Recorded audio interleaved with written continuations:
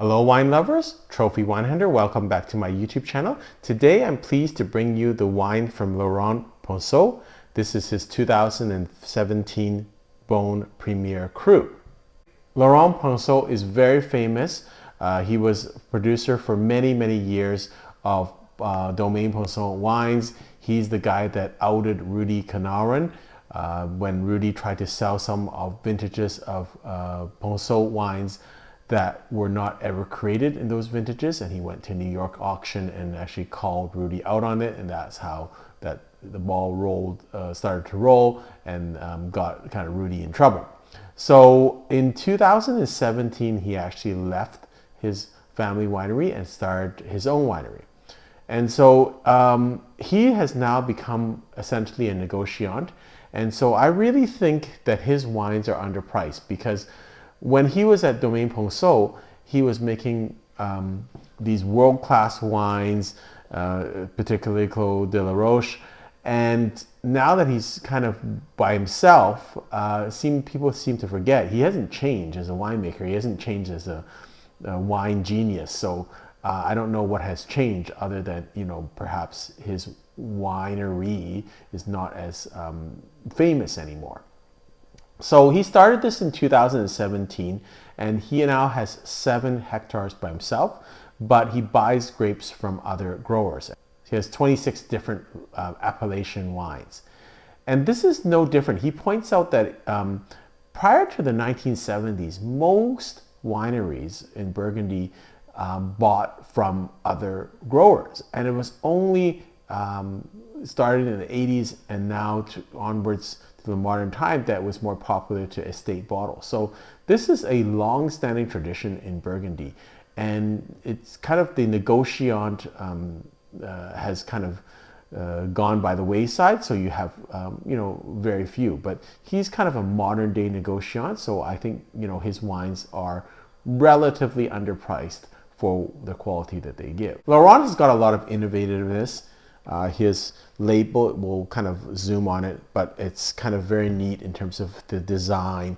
He's got a lot of things in his bottle that is new technology. For instance, we'll show you on the bottle, they have a green dot, which will show you whether the wine has been heated, or the bottle has been heated too much and to not be safe. And so with their Grand Cru wines, they have technology where you can just scan it, and there will be a chip inside the cap where it will tell you about the wine. And also with more expensive wines in his collection, they have these intelligent cases which actually can tell you whether it's been stored in the right condition for, I think, up to 15 years. It gives that type of history. If you just put your iPhone towards it or a smartphone towards it, it will give you the history of that wine and the storage of it in terms of temperature and things like that.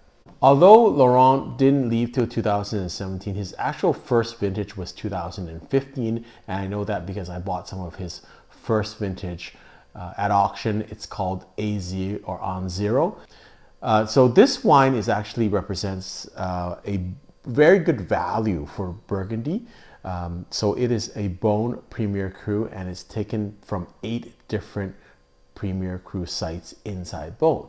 And when we talked about the Burgundy wines, this is one of the best ways to enjoy Burgundy wine. It's if you recall the system, there is regular or basic Bourgogne wines, then village wines, then Premier Cru wines, and then Grand Cru wines.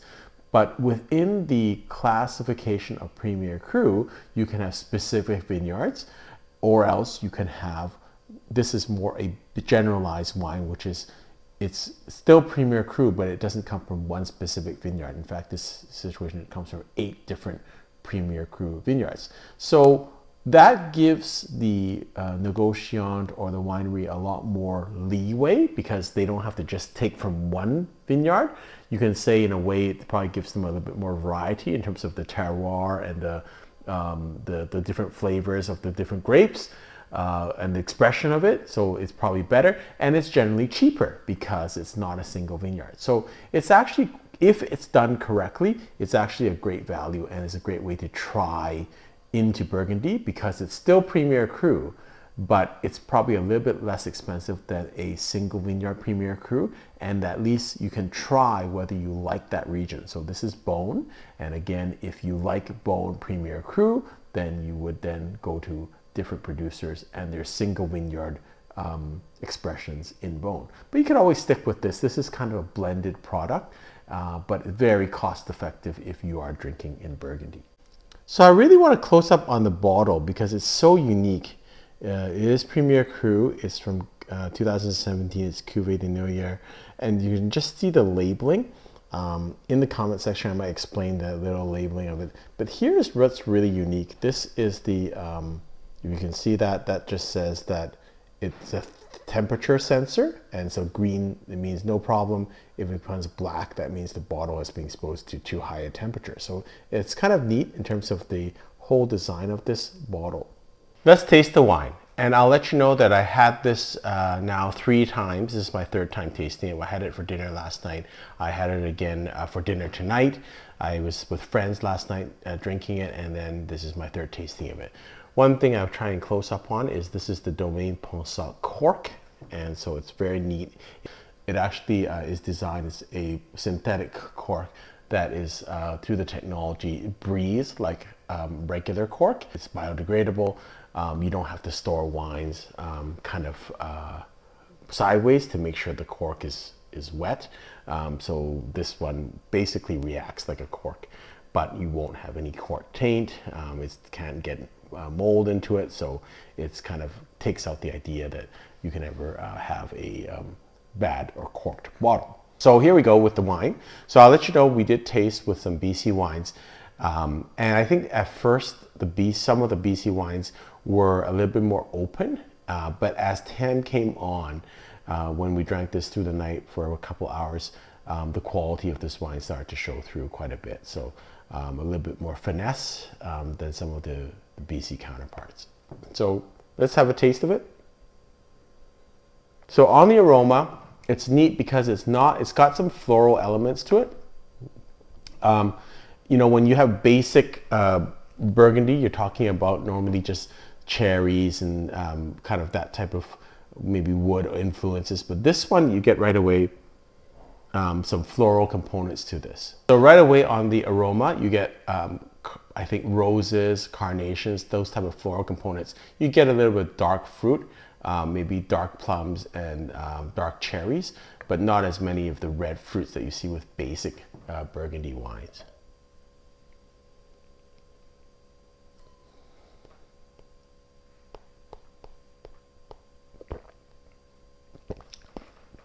So the taste profile is very refined.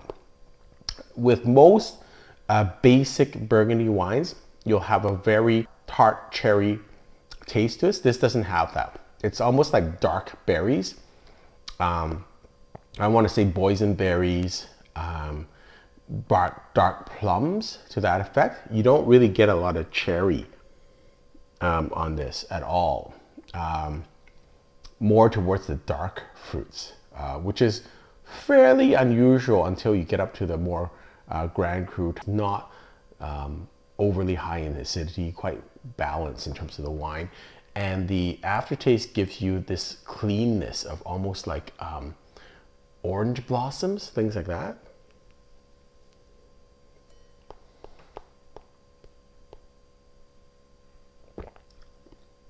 That's really light on the aftertaste.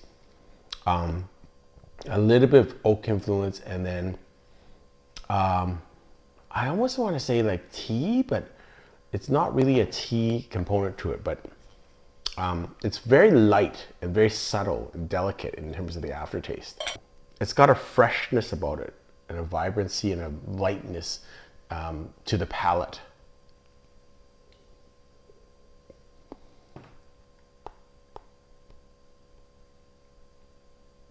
Yeah, I'm just trying to place it. It's almost like a blackcurrant candy mixed with licorice, mixed with tea leaves. So, but it's got an interesting component in terms of the aftertaste. Really interesting wine for this quality. it's definitely out there. It's not your typical Burgundy Beaune wine to me. It doesn't have that tart cherry components to it, so it is quite an interesting wine. I'm not sure it's for everyone. I'm still trying to process it, but I think it's a really unique wine for Burgundy, and it might just need a little bit more time. I'm not quite sure. Got me a little bit confused on this wine, but it's interesting enough that I would probably drink the whole bottle of it.